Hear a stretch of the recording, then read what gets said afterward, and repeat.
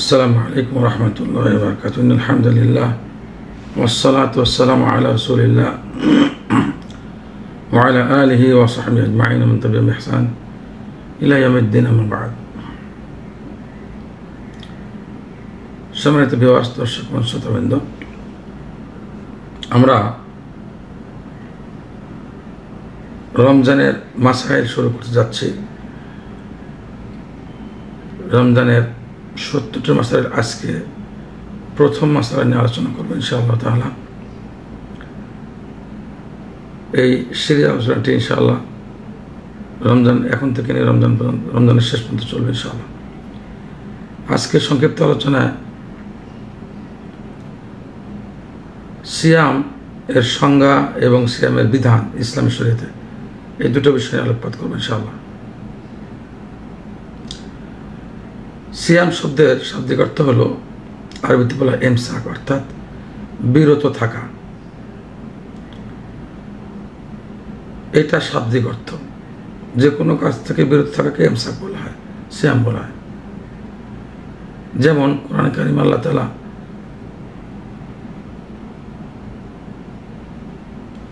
মারিয়াম রাদিয়াল্লাহু তাআলা আনহার ঘটনায় সোম শব্দ ব্যবহার করেছেন, যে আমি আজকে রোজা রেখেছি, কারোর সাথে কথা বলবো না, অর্থাৎ কথা বলার থেকে বিরত থাকা। এমন শাব্দিক অর্থের ব্যাপার অনেক জায়গায় আছে। এখানে শরীয়তের পরিভাষায়, ইসলামের পরিভাষায় সিয়াম কাকে বলে?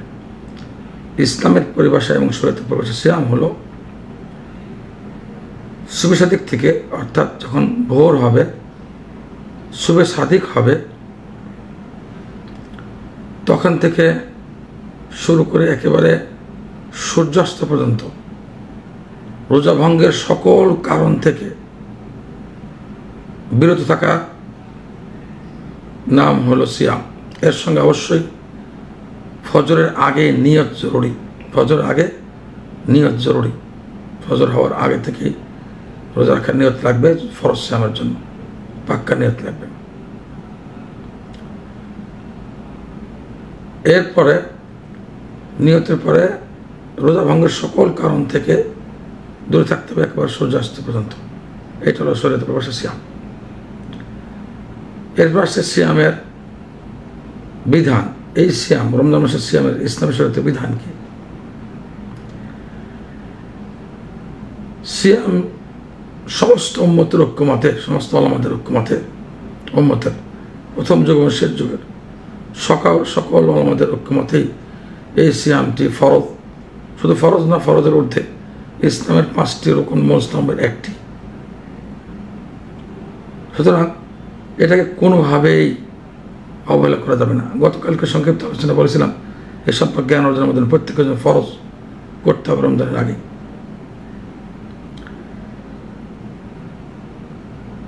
যদি কেউ ওজোর ছাড়া, কোনো কারণ, শরীয়তে গ্রহণযোগ্য কারণ ছাড়া এ রোজা না রাখে, তাহলে নিঃসন্দেহে এটা কবিরা কোনো সন্দেহ নেই, এমনটি করা যাবে না। আমরা এই সিয়ামের আলোচনায়, বিস্তারিত আলোচনা ইনশাআল্লাহ সিরিজের প্রত্যেক বিষয়টি নিয়ে আসবো। এর মধ্যে সিয়ামের সুন্নত, আদব, ফরায়েজ, আমানুল্লাহ প্রশ্ন করেছেন। ফরজ সবগুলো থাকবে, আস্তে আস্তে আসবে। এই জন্য যেহেতু এটা দাস সিস্টেমের আলোচনা, এখন যদি ফরজগুলি বলে দিই, পরবর্তীতে দাসের সে সময় গিয়ে আবার ডবল হয়ে যাবে। তো এই জন্য আমরা একটু সবর করি ইনশাআল্লাহ। আমানুল্লাহ ভাই সিয়ামের ফরজ নিয়ে আলোচনা সামনে আসবে ইনশাআল্লাহ, কতগুলো ফরজ। হ্যাঁ, তবে আমি হয়তো সামনে সিয়াম আসছে, একটু বলেই দিই। যেটা রোকন বা ফরজ, সেটা হলো অবশ্যই শুভ সাদিকের আগে থেকেই, রাত্রি থেকেই পাক্কা নিয়ত করতে হবে, আমি রোজা রাখবো, অন্তরে থাকতে হবে। এটা একটা রোকন বা ফরজ। আর একটি হলো রোজা ভঙ্গের সমস্ত কারণ থেকে দূরে থাকা। এই দুটো, এটা জরুরি, এই দুটো জিনিস মনে রাখতে হবে। এটা একেবারেই সিয়ামের ফরজ এবং জরুরি বিষয়, না হলে কিন্তু রোজা হবে না, মনে রাখতে হবে। যাই হোক, ইনশাআল্লাহ পরবর্তী সিরিজ আলোচনা প্রত্যেকটি বিষয়ে আলাদা আলাদা আসবে ইনশাআল্লাহ। আজকে এতটুকুই থাকে। আসসালামু আলাইকুম ওয়া রাহমাতুল্লাহি ওয়া বারাকাতুহু।